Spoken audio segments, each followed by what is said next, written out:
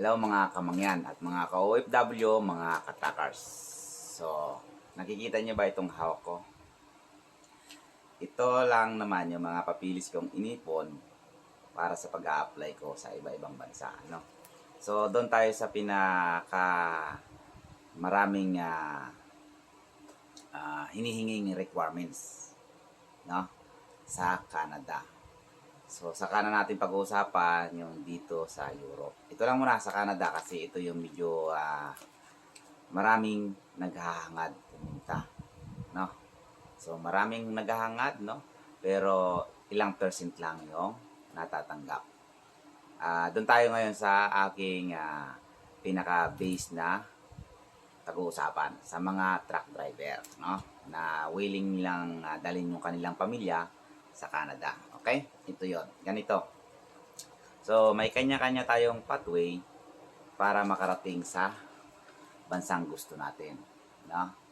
So, pero, almost the same din sa mga nilalagay natin sa resume natin yung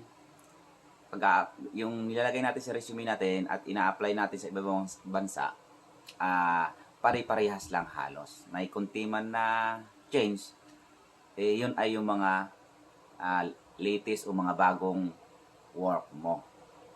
Na para malaman nila kung ano yung trabaho mo habang ikaw ay nag-a-apply sa kanila.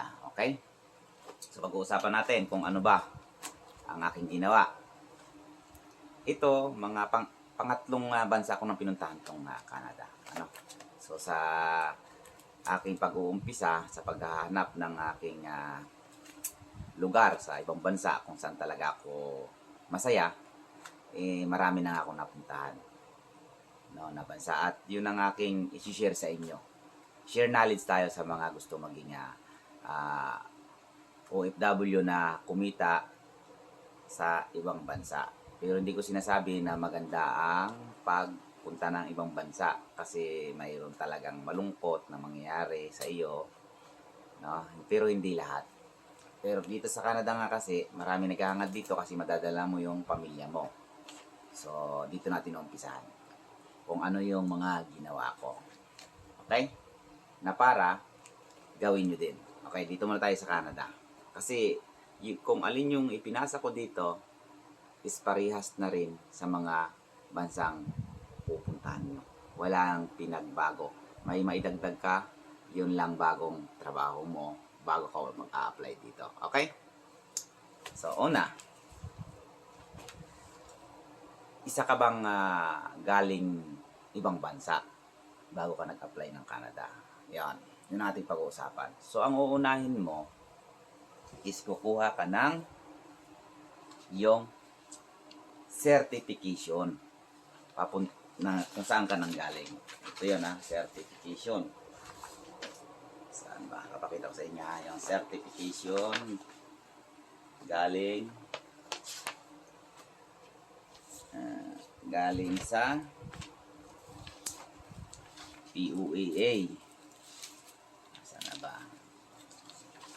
Na kailangan mayroong dry seal nila. Saan na ba yun?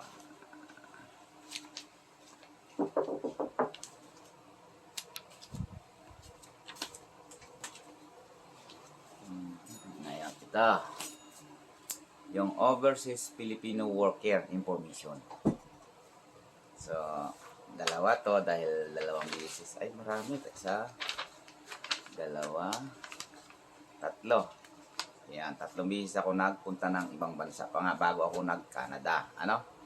So, dito, makikita mo yung dry seal o logo ng Philippines Overseas Employment Administration na kailangan may tatak at may pirma. Okay? Dito naman nakasulat Overseas Filipino Worker OFW Information Sheet. Okay?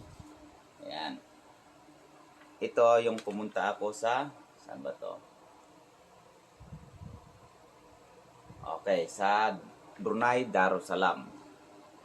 Sa Brunei, pumunta ako ng Brunei. Pero matagal ata akong ba't ako driver ako doon. Kasi driver talaga ang gusto ko. Tapos,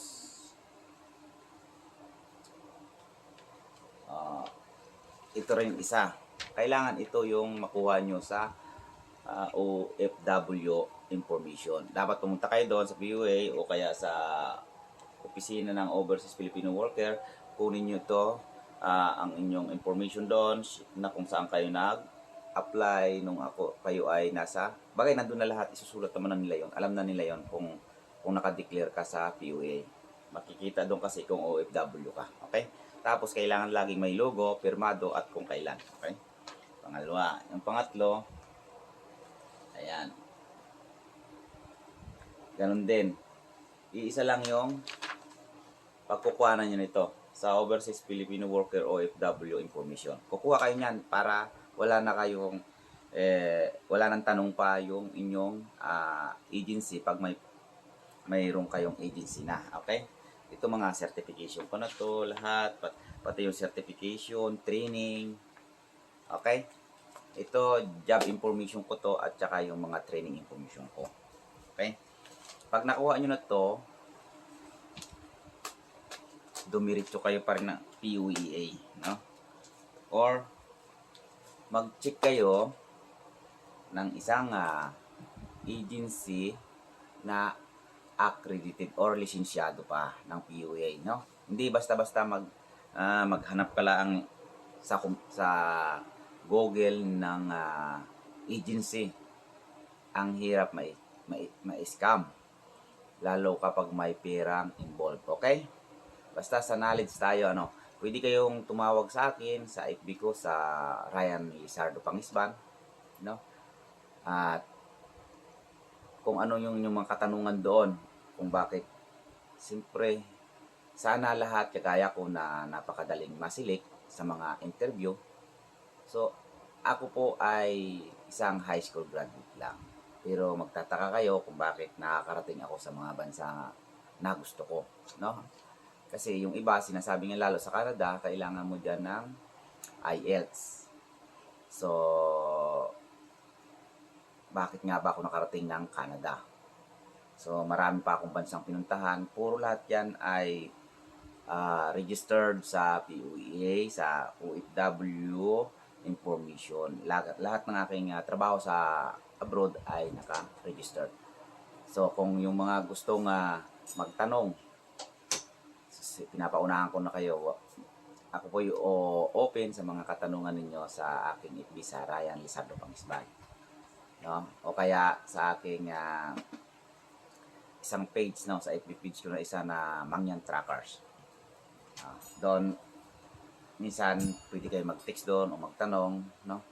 Ngayon kasi nagbubuo na ako or naglalabas ako ng mga ganitong video. Gusto kong makatulong sa mga kapwa ko nangangarap sa papuntang ibang bansa. Okay? So pag nakuha nyo na ito, information sheet nyo sa OFW, pag samasamahin nyo uli yung mga certification na ginamit nyo sa pagpunta dito sa bansa na to. Okay?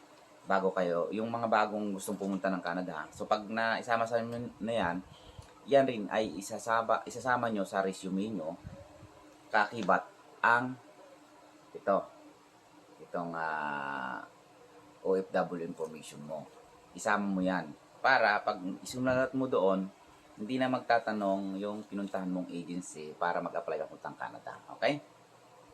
Ngayon, habang naghihintay ka puntang Canada, kasi talagang 9 months ang pinaka mabilis. No? 9 months pataas in a year. Yung iba, 2 taon pa nga, ganon. So, pagka dumating na yung visa mo, bibigay mo yung passport mo, pero hindi mo ito matatanggap sa Pilipinas. Matatanggap mo to upon sa arrival mo sa Canada. Kahit saan sa Canada. Okay? Kahit saan sa Canada na dumating yung aeroplano mo, ito matatanggap mo kasi ito yung chichikin sa'yo ng government police doon o kaya mga police na ko-control sa iyo. Okay? Ipapakita mo to. Okay, doon muna tayo. At sa susunod, ipapakita ko naman, sasabihin ko naman kung paano ko ipinasa sa agency yung mga papel ko, kung ano yung aking ginawa sa part 2. Okay?